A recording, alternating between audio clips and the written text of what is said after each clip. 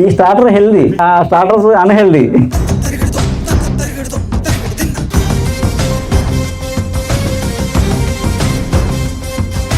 కానీ విని ఎరుగని ఇప్పుడు దాకా తినని, తింటారా అని కూడా తెలియదు మీకు.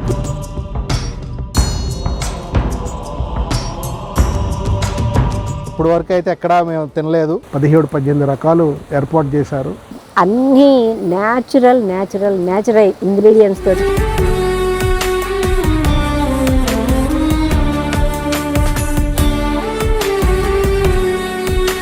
శుభ మధ్యాహ్నం భోజన వేళ. మనకి భోజనం చేసే దాంట్లో అంటే వండే పదార్థాలు సీజనల్గా కొన్ని ఉంటాయి.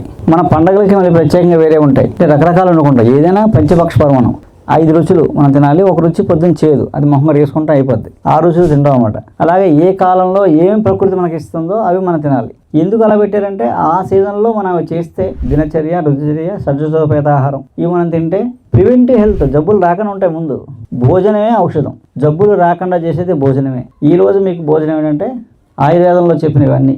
భోజనంలో ఫస్ట్ మనం ఏ సీజన్ అయినా మనం చేయాల్సింది భోజనం ముందు ఘృతా పోషణం అంటే ఏంటి, కొద్దిగా నెయ్యి తాగాలి, చేతిలో వేస్తాం. అది ప్యూర్ ఆవు నెయ్యి ఉండాలి. మనం ఏదో ఆ కంపెనీ ఈ కంపెనీ ఇచ్చామనుకోండి, ఏవైతే రావని చెప్పారో అవన్నీ వస్తాయి. అదేదా ఘృతా పోషణం చేస్తే ఏమో తెలుసా అండి, ఫస్ట్ జీర్ణ సంబంధ వ్యాధులు ఉండవు, గ్యాస్ట్రిక్లు, అల్సర్లు ఇలాంటివి రావు. 2 మోషన్ ఫ్రీగా అవుతుంది, ఎప్పటికీ పైల్స్ కంప్లైంట్ రాదు. పైల్స్ కంప్లైంట్ ఎప్పటికీ రాదు. శరీరం పుష్టిగా ఉంటుంది, నరాల బలహీనత రాదు, కంటి చూపు మందగించదు. ఇవన్నిటికీ పక్కన పెడితే మేధస్సు బాగా పెరుగుతుంది, మంచి ఆలోచనలు వస్తాయి, మంచి నిద్ర పడుతుంది ఒక ఘృతాపోషణం చేస్తే. అలాగా ఇది ఘృతాపోషణం. ఇది అలా కాసి మా ఇంట్లో నేనే చేశాను. ఇది మీకోసం ఫస్ట్ టైం కాబట్టి మీరందరూ లక్కీ. అలా ఒకే ఆవు పాలు, మళ్ళీ ఒకే ఆవు పాలు నెయ్యి అనమాట. అలా చేసిన నెయ్యి ఇది. మీకు ఏది నచ్చితే అది ఎక్కువ వడ్డించుకోండి, అన్ని టేస్ట్ చూపిస్తాం. ఏది బాగుందో అది మళ్ళీ అడగని పెడతాం. అన్లిమిటెడ్. ఇక్కడ మేము మొన్న కందమూలాలు చెప్పాం. మనకి దాదాపు 13 రకాల కందమూలాలు ఈ తూర్పు కనుమల్లో ఆ ప్రాంతంలో దొరుకుతాయి. ఇవి అంతరించిపోయి వీటిని మనం ఇప్పుడు డెవలప్ చేస్తున్నాం. కందమూలాల ప్రాజెక్ట్ పెట్టుకున్నాం. కందమూలాలు మనం పెంచుతాం, ట్రైబల్స్ తోటి పెంచి నెక్స్ట్ సంక్రాంతి తర్వాత ఎంతమంది వచ్చినా కందమూలాలు పెడతాం. ఈసారి మీకు జస్ట్ శాంపిల్ పెడతాం, ఫస్ట్ బ్యాచ్ లకి. ఇప్పుడు ఇవి నాగదుంపలని, నాగలి దుంప, ఇది చక్కగా మా వాళ్ళు ఉడకబెట్టారు.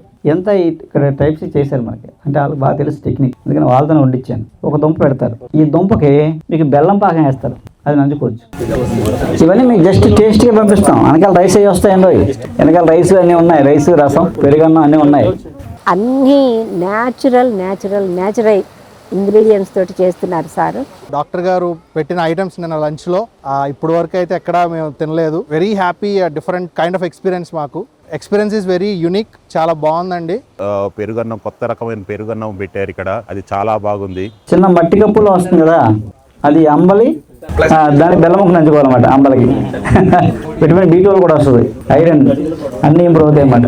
తర్వాత అష్టగుణ మండవం అని మన శరీరానికి కావాల్సిన అష్టధాతువుల్ని మనకి అందించే ఆహారం అండి. ఏ జబ్బుతో అయినా బాగా ఏర్పడిపోయిన తర్వాత ఈ అష్టగుణ మండవం వండి పెట్టేవారు అన్నమాట. అది తినంగానే నెక్స్ట్ డేకే ఎనర్జీ వచ్చేస్తామండి, ఆ వీక్నెస్ పోద్ది. మన శరీరానికి కావాల్సిన అష్టధాతువుల్ని అది అందిస్తుంది మనకి. అందుకు అష్టగుణం మండవం అన్నారు. ఏం లేదు, బియ్యం, పెసరపప్పుతో పాటు అది ఒక 5-6 గంటలు ఉండాలండి. ఆ పెసరపప్పు, బియ్యం 5-6 గంటలు ఉడకబెట్టాలి. ఉడుకుతున్నప్పుడు ఏం వేస్తామంటే శొంఠి, పిప్పళ్ళు, మిరియాలు, జీలకర్ర, ధనియాలు, ఈ 2 మొత్తం అలాగైతే 8. అందుకే దానికి అష్టగుణ మండవం అన్నారు. 8 పదార్థాలు అన్నమాట. ఇవన్నీ జస్ట్ మనం స్టార్టర్ ఉంటాం కదా హోటల్కి వెళ్తేనే, స్టార్టర్ అని చెప్పేసి అయ్యి తింటాం, చెత్త చదవరం. ఈ స్టార్టర్ హెల్దీ, ఆ స్టార్టర్స్ అన్హెల్దీ. ఇప్పుడు భోజనం స్టార్ట్ అవుతుంది. మీకు పులగం పంపిస్తున్నాం. పులగం అంటే బియ్యం, పెసరపప్పు. అంటే అన్నం అలా ఎప్పుడూ వండుకోకూడదు. పులగం ఎందుకు పెట్టారంటే రైస్ వేడి చేస్తుంది, అన్నం వేడి చేస్తామన్నమాట. అందుకని దీని బ్యాలెన్స్ పెసరపప్పు అనమాట. అంటే 90% రైస్ ఉండాలి, 10% పెసరపప్పు ఉండాలి. మీరు మిల్లెట్స్ వండుకున్నా, ఏం వండుకున్నా పెసరపప్పు 10% ఉందనుకోండి, అది బ్యాలెన్స్ చేస్తామన్నమాట. అవి వేడి చేయకుండా చేస్తామన్నమాట. అందుకేంటంటే పులగం మనకి ప్రధానం. అత్యవసరంలో వండేసుకోవచ్చు, సింపుల్. ఒక 9 భాగాలు రైసు, 1 భాగం పెసరపప్పు, 2 రెట్లు నీళ్లు. ఈ 2 కలిసి 1 గ్లాస్ వచ్చాయనుకోండి, 2 గ్లాసులు నీళ్లు, కొద్దిగా ఉప్పు, కొద్దిగా పసుపు, కొంచెం ఉప్పు, కొంచెం పసుపు వేసి ఉడకబెట్టేయడం, అత్యవసరాలు అయిపోద్ది. దాంట్లోకి మీరు ఎప్పుడు కని విని ఎరుగని ఇప్పుడు దాకా తినని ఆ రుచిగా అలా అంటే అది తింటారా అని కూడా తెలియదు మీకు. చూసారు అవన్నీ మీరు చూసారు. కానీ ఇలా ఇది తింటారా అని అనిపిస్తున్నాడు, అది కూర అనుకుంటారా అనిపిస్తున్నాడు, ఆశ్చర్యంగా ఉంటుంది. కానీ వీళ్ళు ఇక్కడ ట్రైబ్స్ డైలీ లైఫ్లో తింటారు, రెగ్యులర్ ఫుడ్ అది.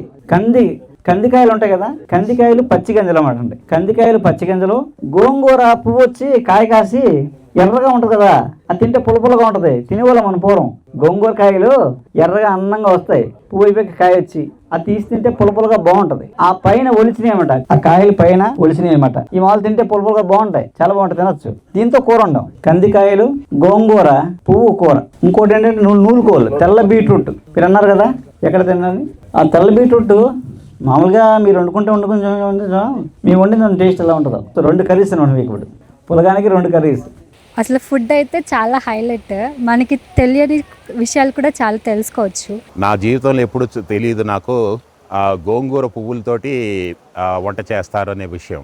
17-18 రకాలు ఏర్పాటు చేశారు.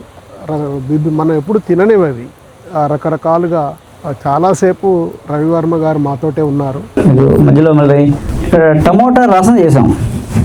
టమోటా రసం ఏంటంటే మీరు మామూలుగా ఎంత కాయలు చూశారు, బెంగళూరు కాయలు చూశారు, గట్టిగా ఉంటాయి, నెలైనా కొలవు కోసిన కూర ఉడకవు, కూర కూడా మగ్గవు, ముక్కలు ఉంటాయి.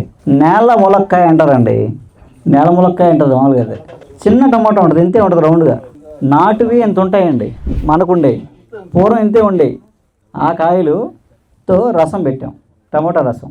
అది మీరు పొలగంలో చాలా బాగుంటుంది. కర్రీగా పొలగం పంపిస్తాం, పొలగం ఎంత పెట్టుకోవచ్చు, నో ప్రాబ్లం. స్వీట్ వస్తుంది, అన్ని రకాలు కలిసిన పాయసం అది. కొర్రలు, జొన్నలు, సామలు, బియ్యం, పెసరపప్పు అన్నీ కలిసింది ఆవు పాలతోటి వండిన పాయసం వస్తుంది మీకు. పొలగం తర్వాత రసం, రసం తర్వాత పాయసం.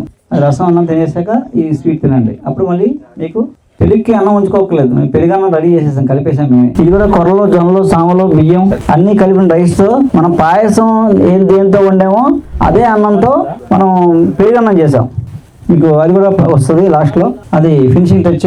పెరుగన్నం పాయసం ఇష్టం ఎంతైనా లాస్ట్లో వడ్డించేస్తాం. కిల్లీలో ఏమిటాయంటే తమలపాకే జీర్ణశక్తి పెంచుతుంది.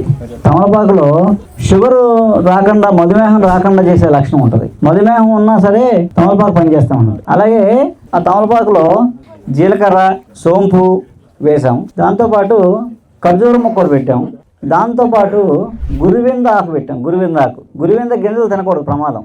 గురువింద ఆకు తీయగా ఉంటుంది, న్యాచురల్ స్వీట్.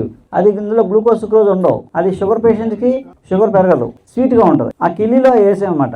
మీరంతా అయిపోయాక కడిగేసుకున్నాక లాస్ట్లో కిల్లి ఇస్తాం బయట. ఎప్పుడు మన చుట్టూ పండేవి 70% మన దయ్యి ఉండాలండి. మన ప్లేట్కి వచ్చిన భోజనం, ఆ రోజు తిన్న డైటు 70% మన చుట్టూ పండింది అయి ఉండాలి. లేదా మన తాత, అమ్మమ్మ, మన పూర్వీకులు తిన్నారా లేదా తెలుసుకోవాలి అంతే. లేదా ఎవరైనా చెప్పారు, ఇంకోటి చెప్పారంటే జంతనయ్యి. ఎవరు చెప్పినా సరే అది మన పూర్వీకులు తిన్నారా లేదా మన ప్రాంతంలో అనేది మనం చూసుకున్నాం అనుకోండి, అదే సర్టిఫైడ్. ఇంకా అంత మించిన సైన్స్ ఏం లేదు. అలా ఏంటంటే ఇక్కడ మనకి తూర్పు కనుమలలో అరకు, పాడేరు, చింతపల్లి, మారేడుమిల్లి, ఇలా పార్వతీపురం, కురుపాం, ఇదంతా ఒక జోన్. ఇంకా అవతల వెళ్తే ఒరిస్సా వెళ్ళిపోతాం మనం. ఆంధ్రాలో ఉండే ఈ ఈస్టర్న్ గార్డెన్స్ ఇవన్నీ. చింతపల్లి నుంచి ఇటు పాడేరు, అరకు వరకు ఉంటాయండి. అరకు, పార్వతీపురం వరకు ఒలిసలు పండుతాయి ఈ ప్రాంతంలో. ఒలిసలు అంటే ఏంటంటే మనకి ఎల్లో కలర్ ఫ్లవర్స్, పువ్వులు ఉంటాయి వింటర్లో. ఓన్లీ 2 నెలలే ఉంటుంది సీజన్ అది. ఆ టైంలోనే టూరిస్టులు వస్తారు ఇక్కడికి, చాలా బాగుంటుంది అరకు చూడడానికి. మనం ఆ ఎల్లో ఫ్లవర్స్ చాలా సినిమాలో చూసాం.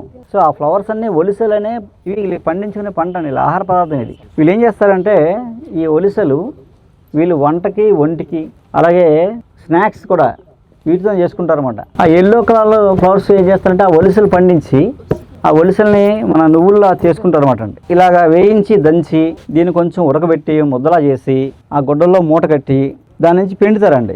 ఇలా నొక్కితే ఆ చెట్టు కన్నం చూసారా, కన్నంలో కర్ర పెడతారు. చెట్టు కన్నం పెట్టుకోరు వీళ్ళు, చెట్టుని పాడు చేయరు. మనమైతే వేసేస్తాం, కన్నం వేసి కన్నం పెట్టేస్తాం. వాళ్ళు ఏం చేస్తారంటే ఆ న్యాచురల్గా తొర్రలో ఉన్న చెట్టు దగ్గరికి వెళ్తారన్నమాట. వెళ్ళి ఒక యూనిట్ తయారు చేసుకుంటారు ఇలా కర్రలతోటి చక్కగా చేసి దమ్మ పెట్టుకుని, రాయి పెట్టుకుని, ఆ రేకు పెట్టుకుని, ఆ ఆయిల్ అంతా వచ్చి అందులో పడతారన్నమాట. అది ఉడకబెట్టి వేడిగా ఉండగా ఆ ఉడకబెట్టాక 1-2 గంటలో తీసేయాలి ఆయిల్, లేకపోతే ఇంక మళ్ళీ ఆయిల్ రాదనమాట. అలాగే ఆయిల్ తీస్తారు. అలా తీసిన ఆయిల్ నీళ్ళు వంటల్లో వాడుకుంటారు, ఒంటికి రాసుకుంటారు. అందుకే వీళ్ళకి కొలెస్ట్రాల్, బీపీ, థైరాయిడ్, ఒబేసిటీ. మీకు ఎంతమంది ఏం చేస్తారా, ఎవరో చూడండి స్లిమ్గా ఉంటారు, ఎంత యాక్టివ్గా ఉంటారు. ఈ ఆయిల్ వల్ల వాళ్ళ వంటకి అదే మెయిన్. 70% అదే ఆయిల్, ఇంకేమైనా టిప్పు నూనె అలాంటి సెకండరీ. ఫస్ట్ ఆయిల్ ఇదే వాడతారు అన్నమాట. అలాగే ఇప్పుడు దంచారు కదా, వేయించి దంచారు కదా, ఈ దంచిన వాటిలో బెల్లం పాకం పట్టి బెల్లం వేసి ఉండలు చేస్తారు, వేసిన ఉండలా చేస్తారు, చాలా టేస్టీగా ఉంటాయి, అవి తింటారు అనమాట. అలా ఈ ఒలిసలు రకరకాలుగా పండించుకుని అలా వాడుకుంటారు. పండించి వేలతోనే వేయించి, వేలతోనే పండించి, వేలతోనే ఆయిల్ తీపిస్తాం అనమాట మనం నేర్చుకోవడానికి. సో ఇదే ఆయిల్తో మీకు వంట చేసేప్పుడు 2 గిన్నెల బోర్లించి ఉడకబెడతామంట. ఆ ఉడకబెట్టిన పిండి అది, ఇది లడ్డు. అట్లా ఒలిసలు వేయించి దంచి దాంట్లో బెల్లం పాకం వేసి ఇలా చేశారన్నమాట. ఇవి ఇంక ప్రిజర్వేటివ్ అక్కర్లేదు. ఇవో నెల ఉంటాయి, నెల 2 నెలలు ఏం పాడవు. ఇందులో ఏం ప్రిజర్వేటివ్ ఏముంది, ఏం లేదు. కానీ బెల్లమే ప్రిజర్వేటివ్. అంతా పీస్గా నవ్వుతుంటే ఓట వస్తుండదు. మనం వెనక్కి వెళ్ళాలండి, మన లైఫ్ స్టైల్ వెనక్కి వెళ్ళాలి. ఆర్థికంగా ఇన్కమ్ చేసుకోవడానికి ముందుకు వెళ్ళాలి, టెక్నాలజీ వాడుకోవాలి. మనం బతకాలంటే వెనక్కి వెళ్ళాలి. సో వెనక్కి వెళ్ళడానికి చేసే ప్రయత్నం ఇదే. ఉన్న పల్లెటూరుని బాగు చేయలేము మనం, కానీ పల్లెటూరుని తయారు చేసుకోవచ్చు. పల్లెటూరుని మనం 100 ఏళ్ల క్రితం ఎలా ఉందో అలా చేసుకోవచ్చు. ఇప్పుడు ఈ ప్లేస్ ఉంది, ఈ ప్లేస్ని ఎలా చేసాం? మీరు ఒక సంవత్సరం పైకి రండి, ఇంకెంత బాగుంటుందో. ఒక 3 ఏళ్ళకి ఈ ప్రాజెక్ట్ 3 ఏళ్ళకి మీకు ఏదో లోపలికి వచ్చారనుకోండి, ఒక 100 ఏళ్ళు వెనక్కి వెళ్ళిపోతారు అనమాట. అంత అద్భుతంగా ఉంటుంది. ఇప్పుడు కొంచెం బాగుందా మీకు? బాగుందా?